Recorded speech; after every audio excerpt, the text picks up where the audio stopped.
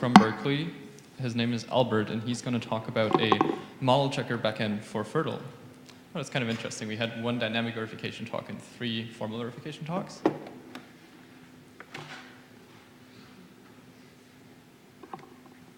And this is actually not using commercial tools, so I guess that's a little bit of a difference between industry and academia.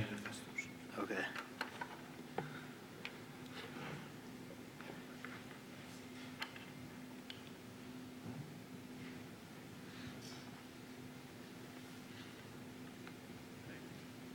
Oh, this is also the last talk of today, except for the posted reviews. So, Albert, it's yours. All right. Hi, I'm Albert, and I'm going to talk about model checker backend for FIRRTL. And this is a project that I've done in collaboration with several, including David, who just talked about MIDAS. And later on in the talk, I'll talk about how we are using this project to verify key components of some interesting features we're adding to MIDAS. So probably there's a little bit of redundant information here, but I'm going to start with a quick model checking overview.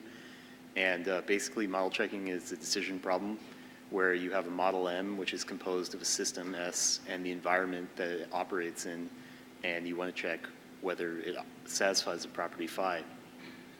And for our purposes, we're talking about taking FIRRTL modules and pushing them directly to model checkers. So basically, at this level of granularity, the system corresponds with the DUT. And it can represent the system at any level of abstraction. So you could have something that takes in Verilog and models it at a very precise level of abstraction, or you could model it at a higher level and try and seek greater efficiency in answering your model checking problem. And the environment is the rest of the world. And for the case of verifying a FIRRTL module, this abstractly represents what it's connected to. And if you're kind of viewing the alternative of pushing your FIRRTL through dynamic verification, then it kind of subsumes the functionality of the test bench, and it supplies inputs to the module, potentially using observed outputs. And properties, they specify legal behaviors, so a number of people have talked about SVA and LTL properties as well. So these could take the form of immediate assertions, LTL properties, system Verilog assertions, or other forms of temporal properties. And what I'm going to be talking about specifically is automatic modeling of FIRRTL systems. And the use case for this is that you are precisely automatically modeling a DUT. And by doing this, you're lowering the barrier to use of model checker because you're basically exactly translating a FIRRTL design into a model checker input, and you don't have to reason about the higher order abstract behavior of it. And in order to do this, the model checker should support abstractions that are well matched to FIRRTL. And many model checkers do. So theories of bit vectors and memories, it just needs to be able to model things that we want to deal with as built-in constructs in FIRRTL, and most model checkers support that. You want modular compositions of components over I/O, and good support for synchronous systems. And for this particular tool, we are using the Euclid 5 model checker, which is a good match for these needs. And it's also a good match for composing with FIRRTL because it is also an open source project. And so basically, if you want to take a low FIRRTL module and translate into it a model checker, the Euclid backend takes the place of something like the Verilog backend, and it automatically translates the design at the full precision, high fidelity RTL level into a Euclid system. And you can take this model and build it how you like. You can take the system that's emitted from the Euclid backend, write your own environment in which it executes, or you can use a couple of built-in templates to prove simple properties. But in doing so, kind of the question is, why not just do this in Verilog? So a number of talks have mentioned how Chisel-generated Verilog can plug directly into formal verification tools that understand the semantics of Verilog and model them at the full fidelity RTL abstraction. And so EMBC, Reveal, and other commercial tools already support FIRRTL-derived Verilog input. But there's some interesting things that you can do if you have a backend that allows you to push FIRRTL circuits directly to a model checker. So one thing is that it is tricky to take a property and have it refer to signals in your Chisel design and have it expect to see those in the output Verilog. And By tying into FIRRTL directly, you have the ability to use annotations to keep track of renamings and actually refer to signals in a consistent way. The other thing is that they can carry information provided by the designer, so this templating of the environment can happen through defining the environment that the test occurs through annotations. And from kind of a more language design perspective, FIRRTL is generally more restrictive and easier to reason about than Verilog, yet at the same time, it has a dedicated primitive for memory, which makes it a little bit easier to abstract about the behavior of memories in your designs.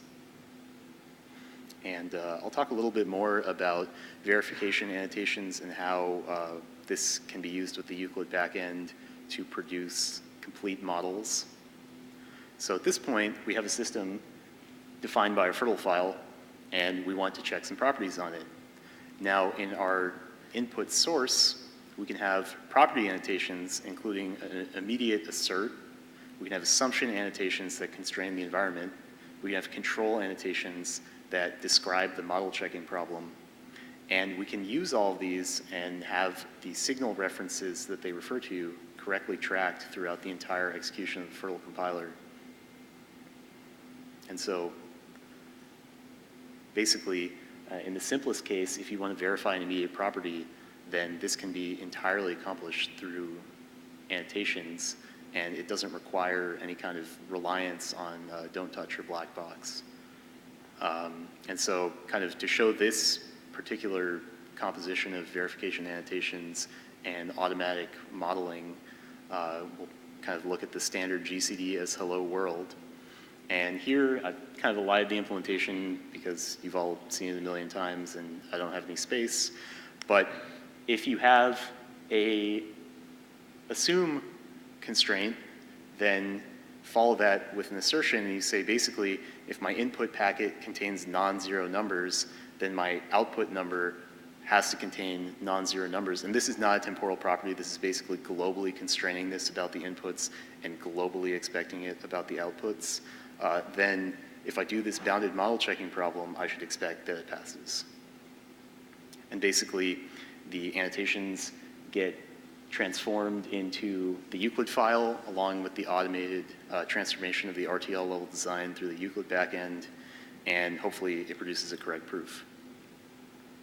And so one interesting thing about working with an open source model checker is that basically we wanted the ability for a use case where we were trying to prove properties about MIDAS simulators, where we wanted to see VCDs from the counterexamples. And this is a feature that is supported in other model checkers, but it was nice to have an open source tool where we could just add the ability to dump counterexamples as VCDs and use that for our use case. And so I'll give a little bit of detail about the motivating example of what led to producing the Euclid backend, which was verifying MIDAS models. And so, as David talked about, MIDAS models basically are decoupled simulators that represent a piece of target RTL where, as the host FPGA time advances, it does not necessarily correspond to exactly one target RTL cycle. However, the cycle accurate timing information can be recovered based on the behavior of the simulator. And here, I apologize, model is used in many different ways. And so here, when I say MIDAS models, I mean the things that are modeling the target RTL, not models input to a model checker. And so the verification problem here is, does a particular MIDAS simulator S or piece of a simulator cycle accurately simulate the target RTL? And basically, what led to the development of the Euclid backend is that we started a project where we wanted to take pieces of a MIDAS simulator and prove that they were actually cycle accurate implementations of the target RTL. And what we started with was reducing that the simulator is a cycle accurate implementation to showing that it obeys 3 different temporal properties, and kind of going through these at high level, but basically it has to have a token stream of these decoupled simulation packets coming in and out, that 4 a given set of input traces into the target RTL, if the input token stream corresponds with that input trace, then the output token stream has to correspond with the output trace of the original RTL. And then it has two other properties, no extraneous dependencies and self-cleaning, and these kind of are very specific to the mechanisms of how the MIDAS simulators work, but they basically are temporal properties that say there are certain conditions under which the simulator is obligated to produce simulation tokens, and there are certain conditions under which is obligated to accept simulation tokens. And so by proving this, we've shown that it's kind of deadlock-free and cycle-accurate. But these are complex temporal properties, and that API that I showed doesn't have the capability of expressing that. And so our approach, and this is kind of one of the ways in which you can use this backend, is that we took the decoupled simulator in RTL, and we took reference RTL, and we pushed both through the Euclid backend to get parts of the input system, and then we used another tool that we wrote to generate the environment. And it's kind of setting up something similar to a equivalence checking problem, but it's not actually checking synchronous equivalence, it's checking the equivalence of the output traces given the equivalence of the input traces. And basically we generated bounded model checking problems for each of these properties, and we didn't actually have to look at the RTL and the simulator that went in because the Euclid backend handled that part of translating the problem automatically. And so this let us have a workflow where we have our original generators for different parts of the MIDAS simulator and push them through the Euclid backend, and then kind of have one templated kind of verification problem and model check that the pieces are cycle-accurate simulators and not actually have to change that for different designs. And so this is kind of applicable in different areas. It can take a long time to prove this since can be a long bounded model checking problem. But one area where this would be really interesting would be taking something like a CAM that's very expensive in the FPGA.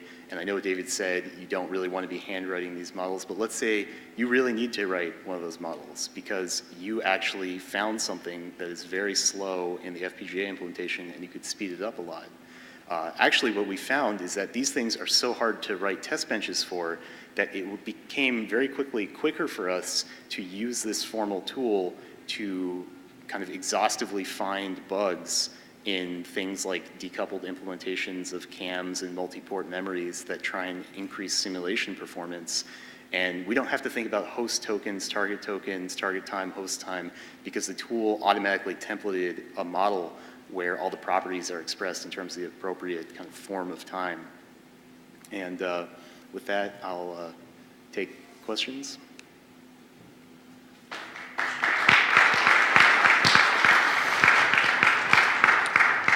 Thank you very much. Everyone who has a question, please line up at the microphone. I'll start with one.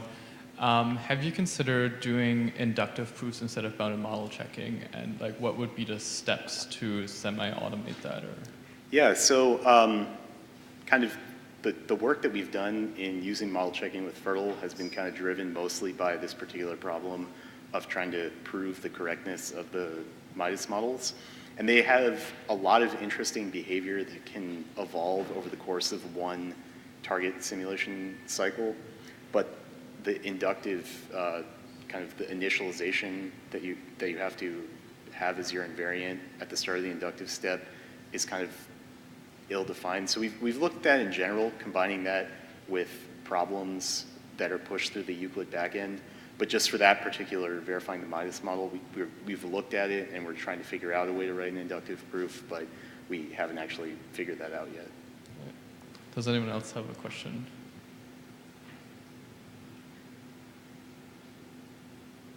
Okay, then that's it. Thank you very much.